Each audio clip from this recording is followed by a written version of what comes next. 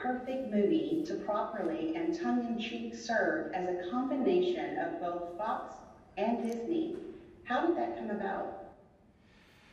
Free Guy was an interestingly timed production because we developed it and got greenlit at and by 20th Century Fox.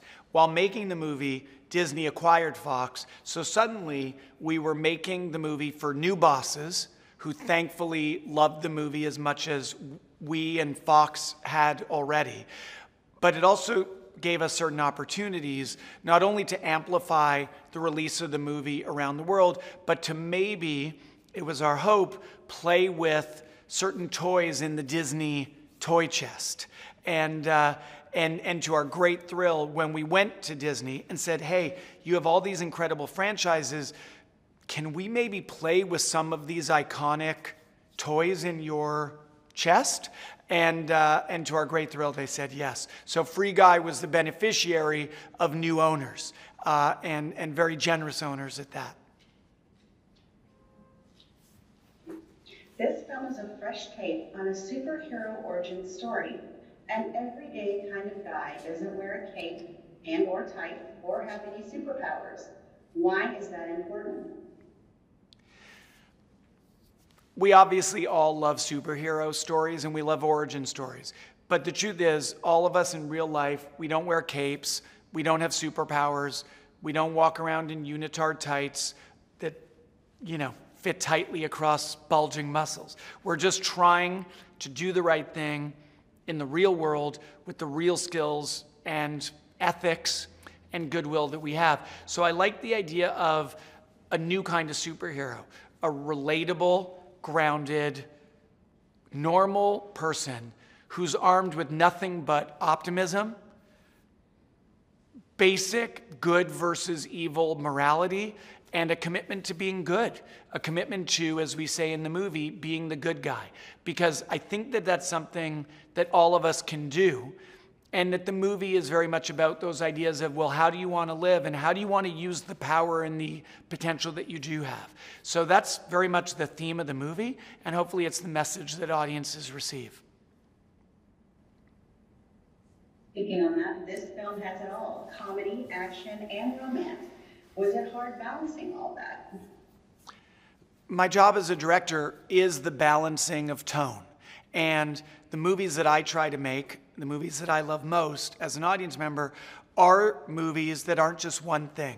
So I knew that Free Guy needed to be funny, but I also knew that the bonus points were really to be found in, could it be, in addition to funny, could it be filled with spectacle and deep and warm in its heart?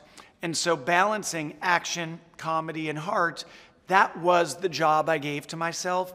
It's what I felt would be the best version of the movie, and that was literally my aspiration every day when we worked on the script, every day on set, every day in the edit room and through post-production. And as I said, that really, tone is the work of the director. You have to shoot the movie, come up with ideas, etc. But really the balancing of how the movie feels and how its style communicates its tone, that's my job, and it's a job I love doing. How was it working with Ryan Reynolds as both a star and a producer? What did he bring to the table as a producer?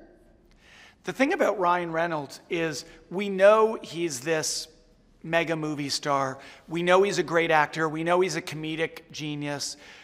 What I didn't know, and what people would be astounded to learn, is that he's also, and I'm not just saying this, he may be the best producer I've ever produced alongside in my career. And this was my 12th movie. Ryan, when he signs on to produce something, he brings all of himself. He brings his creative ideas in script. He often does a lot of the rewriting himself. He sat there in the edit room with me, cutting the movie, coming up with new ideas, new jokes, new scenes, which we would then go and shoot with literally a home camera on the weekends. And we would edit it into the movie and try new versions of the movie. So Ryan is a full-service partner, and he is as formidable and as additive as a producer as he is as a movie star. I got caught up in that answer. Lost track. It's true. Great job. Since much of the film takes place within a video world, did that give you free rein as filmmakers to do whatever you want? The fun opportunity of Free Guy is that it's a video game movie that is not beholden to any video game. So as a director, I'm able to not only create the movie on your screen, but I was able to design and devise my own video game however I wanted. So there was literally maximum freedom, because the whole video game world of Free City is a world with no rules. So similarly, as a director, to be able to create a game world, a fictional world with no rules and where everything is possible, where literally the world can reshape visibly and physically around you, that was every director's dream, because I was able to create and brainstorm and try stuff with no regulator, no limiter on what made sense, because it all makes sense, because I was the creator of that world within the world. As a filmmaker, how important was it to maintain authenticity within the gaming universe, and how did you go about accomplishing that? With Free Guy, I knew that I wanted a movie for everyone, and not just a movie for the gaming audience. But I also knew that if I didn't get the gaming right, if I didn't make a movie that felt authentic to gamers, I had failed, and I would be called out on it. So the first thing Ryan and I both did is we acknowledged to everyone on the team, we are not hardcore gamers. Let me admit that up front. Let me name that up front. And so I surrounded us with a visual effects department, an art department, a prop department, a cinematography and camera department filled with people who were much more fluent in the language of gaming than we were. And so you kind of shore up your deficits with strength. And so it was, every movie is incredibly collaborative. This one might have been even more than normal, because I really wanted to get the gaming aspect right. I did it with collaborators who were very game fluent. I also consulted extensively in pre-production and in development of the script with game designers, game publishers, and people who lived and breathed in that world and in that community and culture. Thank you, those are great. Thank you.